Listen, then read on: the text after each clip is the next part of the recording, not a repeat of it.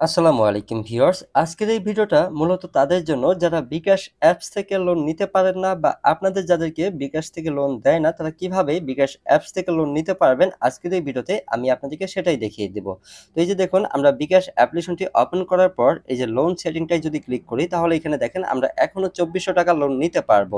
এর আগেও দুটো আমাদের লোন নেওয়া আছে যার কারণে এখনো আমরা বিকাশ অ্যাপস থেকে 2400 টাকা লোন নিতে পারবো।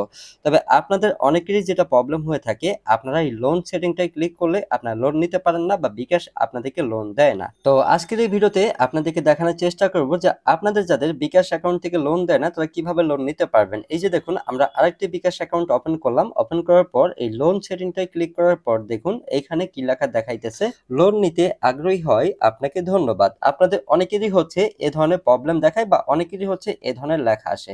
আসলে এই প্রবলেমটা কিভাবে আপনারা সলভ করবেন বা কিভাবে বিকাশ অ্যাপস থেকে আপনার লোন নেবেন আজকের এই ভিডিওতে আমি সেটাই আপনাদেরকে বোঝানোর চেষ্টা করব। তো চলুন কথা না বলে মেন ভিডিওতে আসা যাক। ওকে, তো প্রথমে আসি যে বিকাশ অ্যাপস থেকে লোন নেওয়ার জন্য আপনাদেরকে তিনটি কাজ করতে হবে বা তিনটি জিনিস ফলো করতে হবে।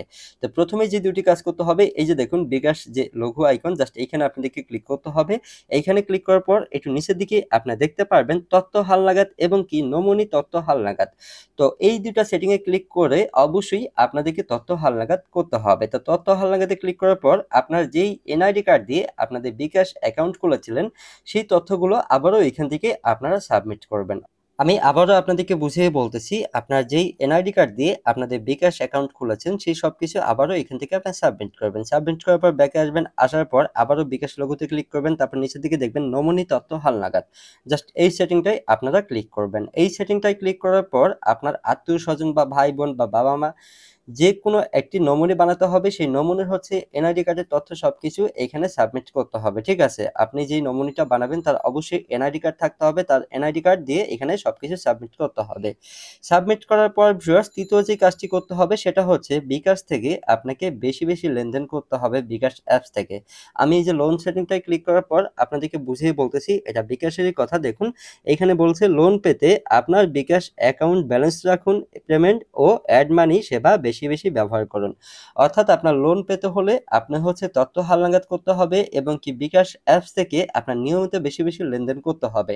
তাহলেই বিকাশ অ্যাপসের মাধ্যমে আপনার সিটি ব্যাংক থেকে 500 থেকে 30,000 টাকা পর্যন্ত লোন নিতে পারবেন। এটা শুধু ভাই আপনাদের জন্য না, আমাদের হচ্ছে এই কাজগুলো করার পরেই মূলত হচ্ছে আমরা লোনটা পেয়েছি বা লোন সেটিংটা আমাদের চালু হয়েছে। তো আশা করি আপনারা বুঝতে পারছেন যে বিকাশ অ্যাপস থেকে লোন নিতে হলে আপনাদেরকে কি কি করতে হবে বা কি কি নিয়ম মানতে হবে।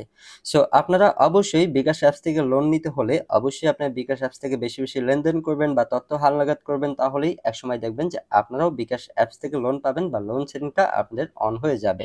তো এই ছিল আজকে ভিডিওটি ভালো লাগলে অবশ্যই একটু লাইক শেয়ার কমেন্ট করে আমাদেরকে সাপোর্ট করতে পারেন বা আপনাদের কোনো মতামত থাকলে সেটা অবশ্যই কমেন্টের মাধ্যমে জানিয়ে যেতে পারেন। সো সবাই ভালো থাকবেন, ধন্যবাদ, দেখা হবে